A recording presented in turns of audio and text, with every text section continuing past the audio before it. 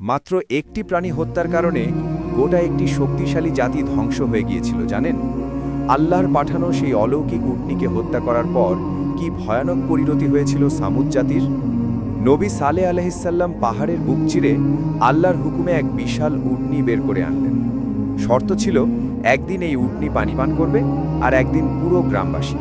খবরদার, কেউ এর গায়ে হাত তুলবে না। কিন্তু তাদের অহংকার বেড়ে গেল। কাদার বিন সালুফ নামের এক পাপিষ্ঠ ব্যক্তি উটনীটির পায়ের রগ কেটে তাকে নির্মমভাবে হত্যা করল। তারা নবীকে উপহাস করে বলল, কোথায় তোমার সেই আজব, নিয়ে এসো। সালেহ আলাইহিসসালাম কান্না জড়িত কণ্ঠে বললেন, তোমরা মাত্র 3 দিন সময় পাবে।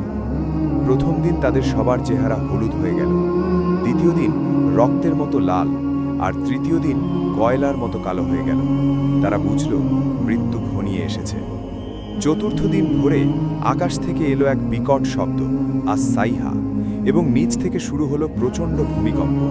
মুহূর্তের মধ্যে দাম্ভিক সামুদ জাতি তাদের ঘরের মধ্যেই উপুর হয়ে মরে রইল, ঠিক যেন পোড়া কাঠ। আল্লাহর আযাব থেকে বাঁচতে কমেন্টে লিখুন আস্তাগফিরুল্লাহ। আর এমন রোমহর্ষক ইসলামিক ইতিহাস জানতে চ্যানেলটি সাবস্ক্রাইব করুন।